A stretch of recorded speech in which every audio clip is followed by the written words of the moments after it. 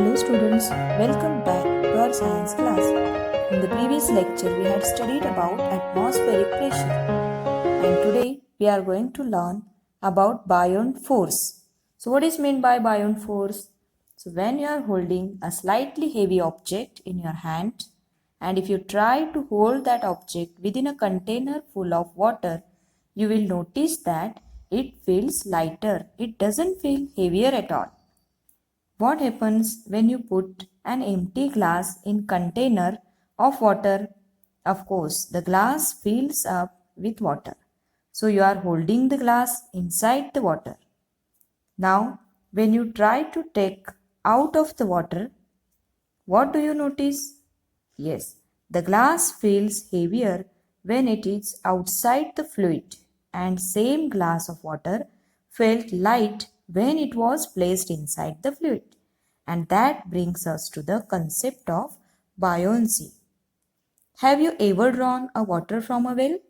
You must have noticed that the bucket of water appears lighter under water but heavier as it comes out of water.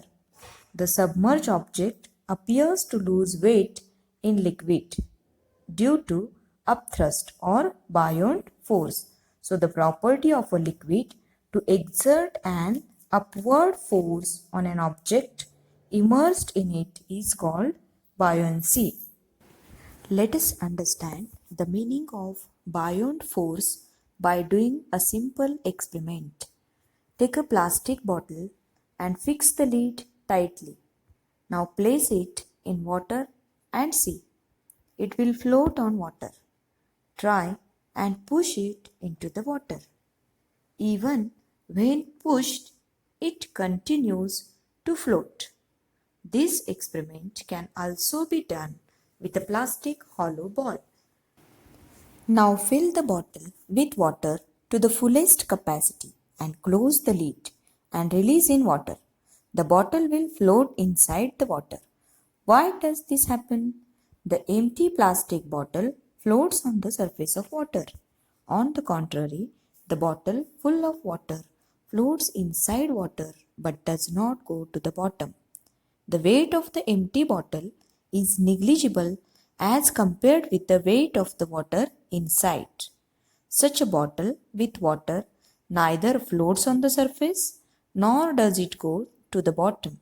This means the force due to gravity acting downwards, Fg, must have been balanced by an opposing force in the upward direction, that is Fb, on the bottle filled with water.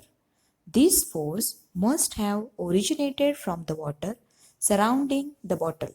The upward force acting on the object in water or other fluid or gas is called buoyant force, that is Fb.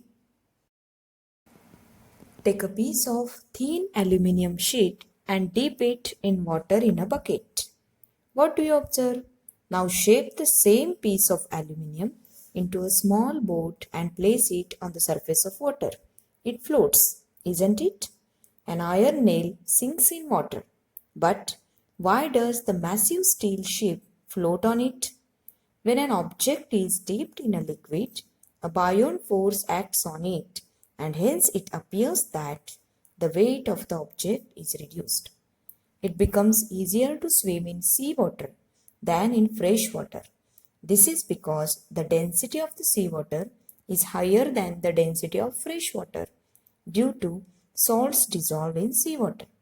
In this book, you have seen that lemon sinks in a glass filled with water, but it floats when we stir in 2 spoons of salt in the water. In salty water, the buoyant force exceeds the gravitational force. What is understood from these examples? Buoyant force depends on 2 factors. First one, volume of the object, that is, the buoyant force is more if the volume of the dipping object is more. Second one, density of liquid. More the density of liquid, more is the force of buoyancy. Do you know how is it decided that an object left in liquid will get sink in the liquid? will float on the surface or will float inside the liquid. The object floats if the buoyant force is larger than its weight. The object sinks if the buoyant force is smaller than its weight. The object floats inside the liquid if the buoyant force is equal to its weight.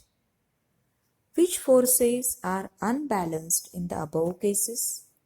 In the first two cases, the weight of the object and buoyant force are unbalanced, whereas in the third case, both the forces are balanced.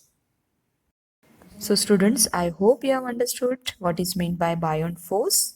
In the next lecture, we will learn about Archimedes' principle. Thank you.